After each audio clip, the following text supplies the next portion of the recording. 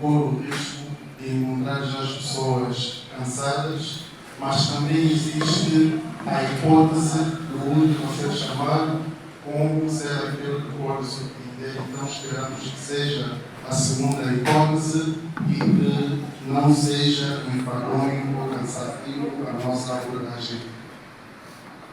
Em função do convite que me foi disponibilizado para falarmos da acessibilidade em Angola em foco à lei das acessibilidades, nós devemos começar a nossa abordagem com uma reclamação. A lei das acessibilidades tem cerca de 60 artigos e ao redor foram disponibilizados apenas 15 minutos. E 15 minutos para falarmos da lei das acessibilidades é efetivamente uma gota de água no oceano, mas isso é prova da injustiça do meu colega que me disponibilizou, de acordo com a legislação, apenas 15 minutos. E se o meu colega está com essa injustiça social, a mim, imagine para os nossos irmãos. Pode ir até 20. Nós agradecemos por mais 5 minutos de compensação antes mesmo de terminar. A temática, como dissemos, é sobre a acessibilidade em Angola. Caso concreto, lei das acessibilidades. Este tema é no âmbito do seguinte lema: por uma locomoção segura e independente, abrindo caminhos para a inclusão de pessoas com deficiência visual em Angola.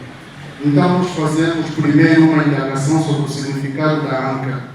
ANCA significa Associação Nacional de Cegos e Ambíopes de Angola. Vamos começar primeiro pela abordagem e indagação do termo ambíope. A maior parte da abordagem que vamos fazer não é para os nossos irmãos que têm deficiência visual ou que sejam cegos, mas aqueles que, não sendo, não respeitam aqueles que apresentam esta deficiência. Porque, como o próprio nome diz, a Associação Nacional de Cegos e Ambíopes, o termo ambíope é relativo à ambliopia.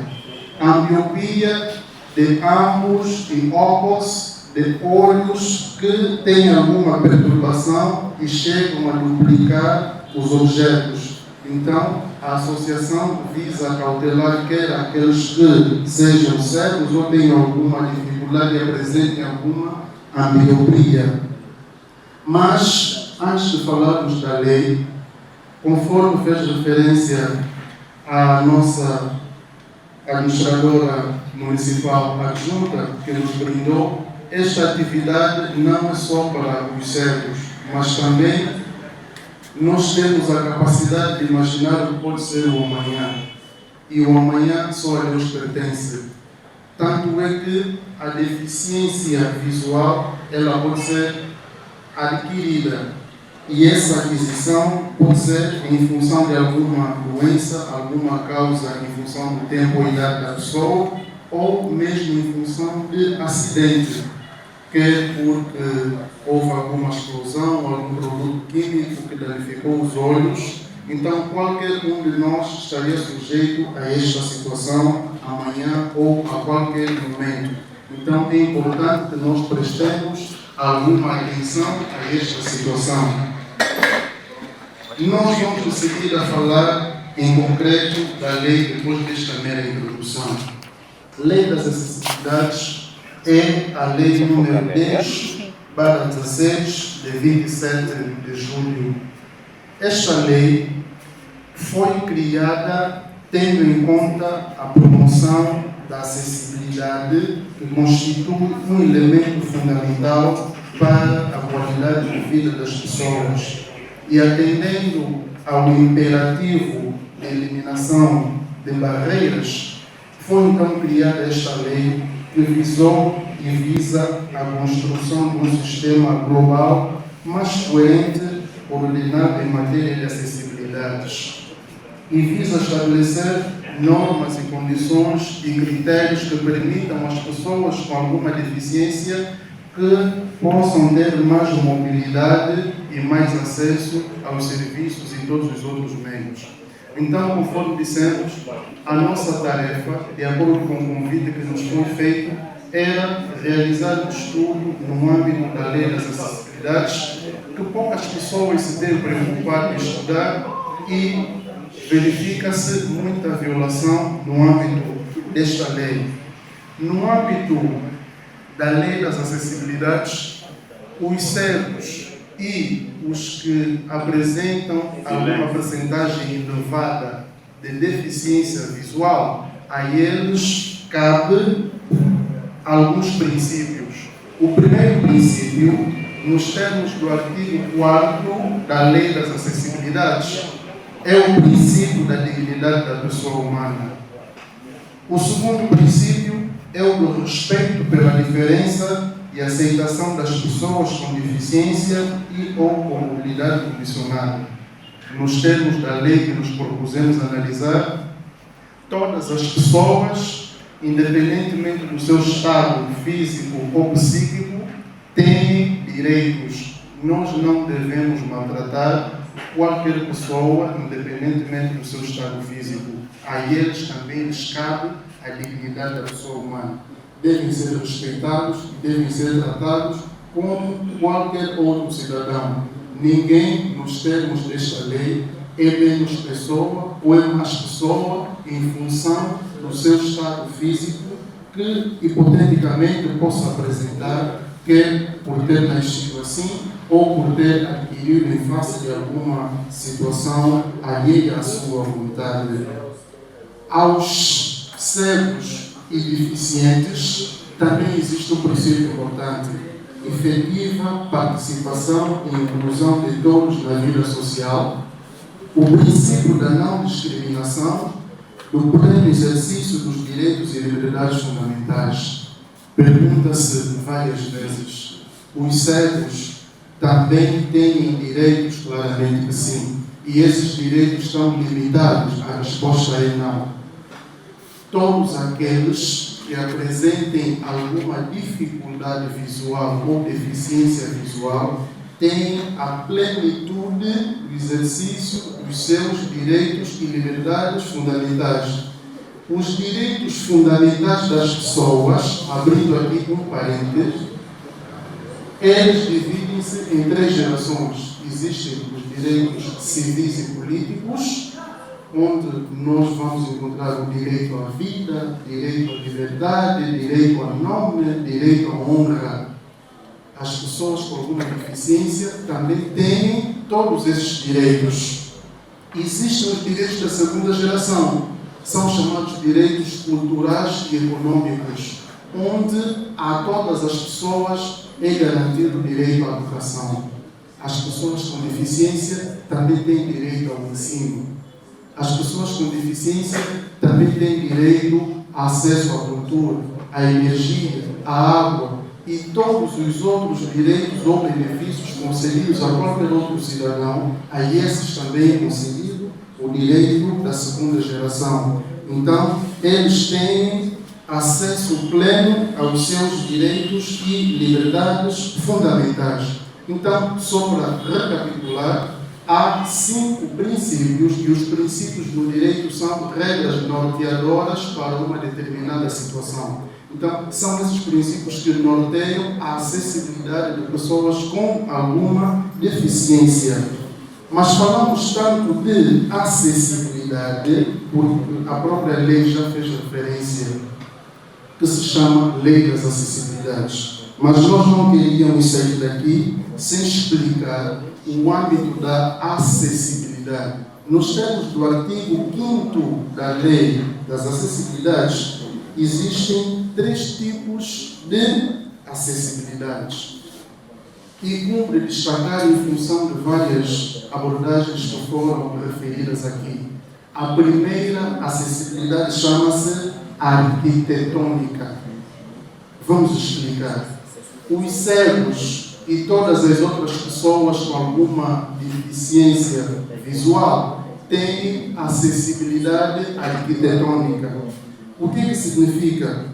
Significa que todos aqueles que têm esta dificuldade devem ter acesso sem barreiras aos ambientes físicos a residências, edifícios e outros espaços urbanos. Daqui a pouco vamos falar do artigo 17 desta lei, que várias vezes nós não compreendemos a adoção e a aprovação de obras e concessão de licenças que não obedeçam à lei das acessibilidades. A segunda acessibilidade, ela chama-se comunicacional. As pessoas cegas ou com alguma deficiência visual têm acessibilidade comunicacional. Significa que elas devem interagir de forma interpessoal, seja por via da escrita, por via do tato, com quaisquer outras pessoas, porque a elas é concedida também a acessibilidade comunicacional. A acessibilidade terceira é a atitudinal. A acessibilidade atitudinal, nos termos do artigo 5º, é referente a existir comportamentos preconceituosos. As pessoas com alguma deficiência devem ter essa acessibilidade. Não devem ser tratados com algum preconceito, não deve existir estereótipos ou discriminações, porque a eles é garantido a acessibilidade atitudinal. Significa que as pessoas devem adotar uma atitude condigna para com estas. As duas últimas chamam-se de instrumental e metodológica, que garantem às pessoas com deficiência a terem acesso aos instrumentos e métodos mais eficientes para a saúde, escola e quaisquer outros métodos de ensino. Da pesquisa que nós fizemos no município de Kakongo, é o único que, até o momento, não tem ainda o ensino por meio, esqueci da palavra, chama-se,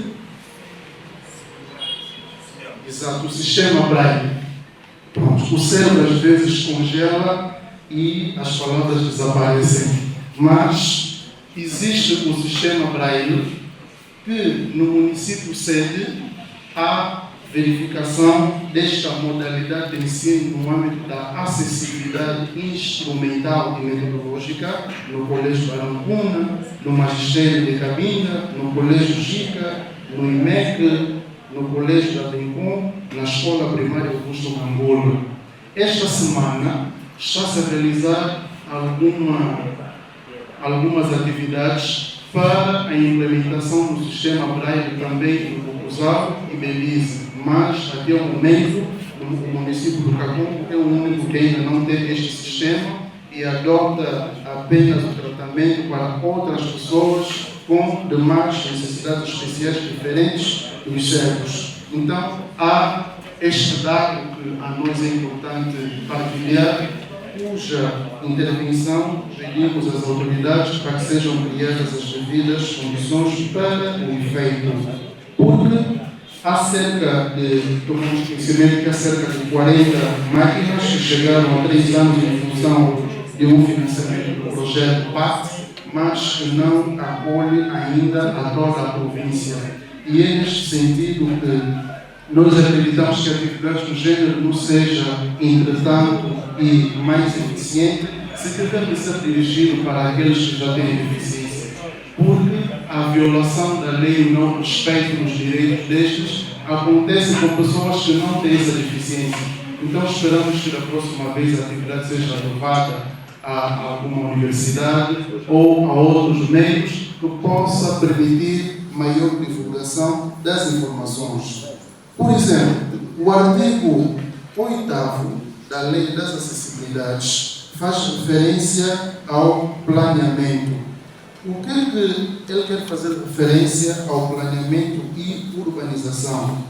O planeamento e a urbanização das vias públicas, dos parques e dos demais espaços de uso público devem ser concebidos e executados de forma a serem acessíveis às pessoas com deficiência. Da abordagem que partilhamos com várias outras pessoas, umas ficaram até chateadas e irritadas, por causa do que se costuma verificar várias vezes. Podem olhar para a nossa cidade e verificarem quantas ruas há dificuldade da acessibilidade. Disse-me assim alguém: se nós que parecemos completos, se nós que parecemos não ter alguma dificuldade, ainda tropeçamos pela rua, ainda caímos, imagine para aqueles que têm alguma deficiência visual.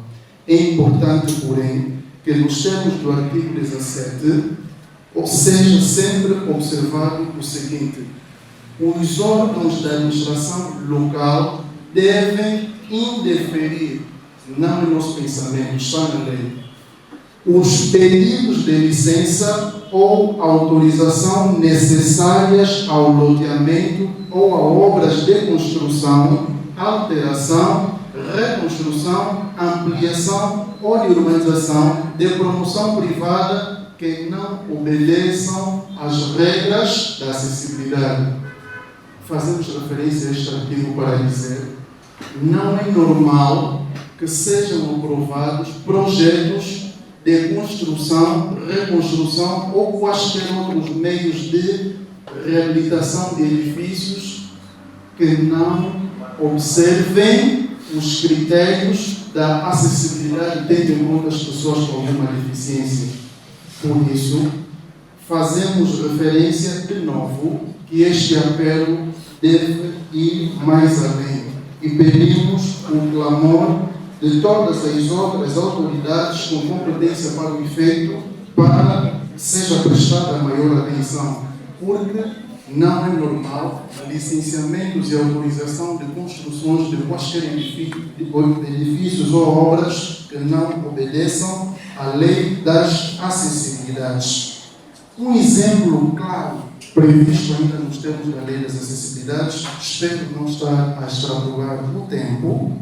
O artigo 10º refere parques de diversões.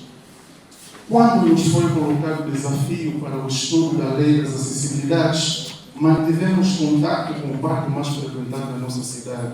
É o parque infantil situado na rua Irmão Evaristo. É com alguma tristeza que, com os dados obtidos a partir da nossa pesquisa, há clara violação do artigo 10º da Lei das Acessibilidades. O artigo 10º diz o seguinte: os parques de diversões, sejam eles públicos e privados, devem adaptar, no mínimo, 5% de cada brinquedo e equipamento para possibilitar a utilização por pessoas com deficiência.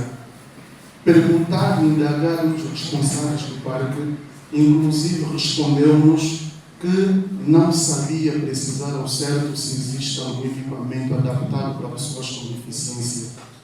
Significa que não é normal que seja concebido uma construção, um apedrechamento para parques do gênero sem pensar em pessoas que têm alguma deficiência.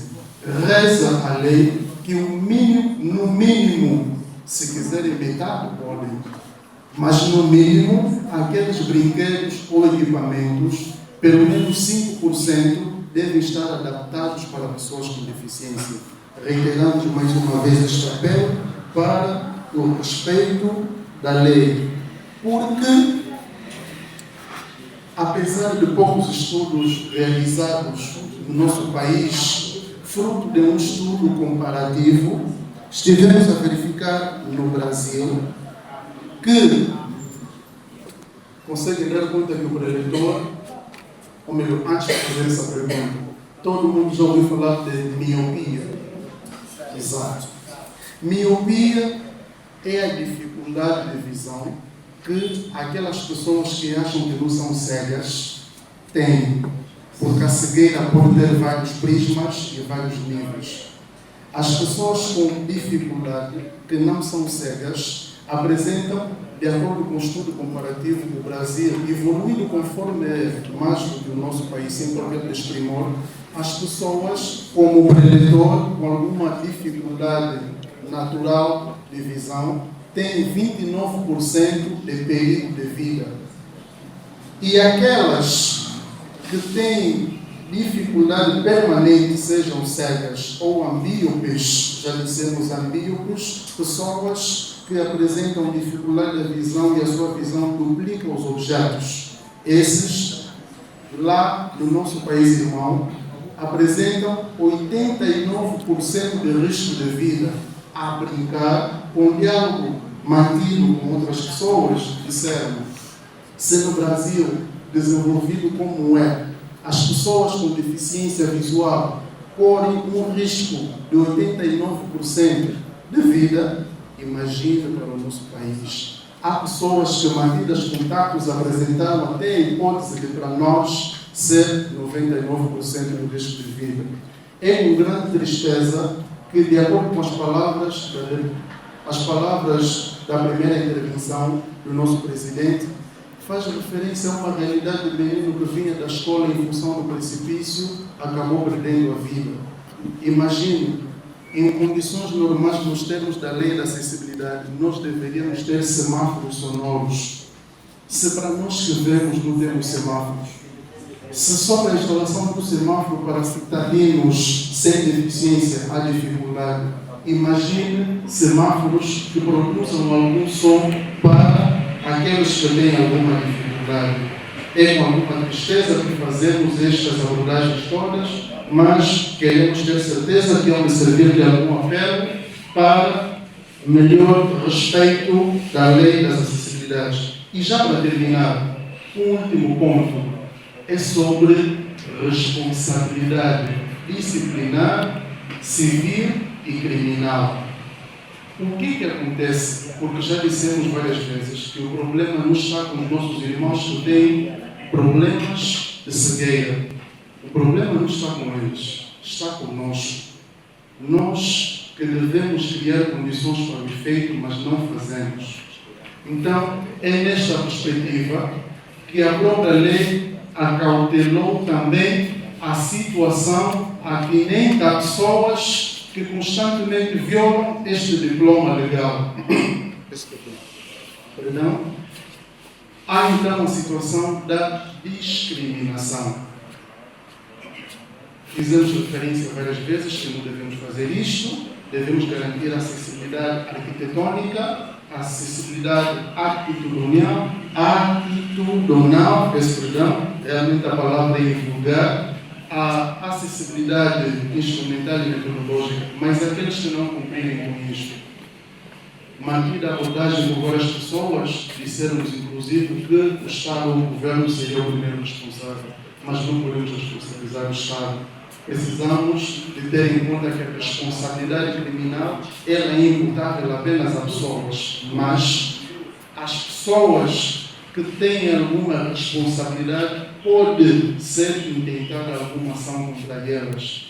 Um dia, quem sabe, se houver possibilidades, uma ação contra pouca acessibilidade, mas não vamos dizer contra quem para cautelar eventuais constrangimentos. As pessoas que violaram e que constantemente violem direitos de pessoas com deficiência estão sujeitas a, primeiro, se for funcionário público, há uma responsabilidade disciplinar. Nunca devemos maltratar, nunca devemos discriminar uma determinada pessoa por causa do seu estado físico. E o Código Penal também pune no artigo 212, escreve discriminação. Nunca devemos recusar um determinado emprego cuja estrutura ou qualidade física da pessoa se adeque com aquele trabalho e recusar por causa do seu estado físico ou emocional. Tal situação pode fazer com que as pessoas incorram até uma pena de prisão de 2 anos.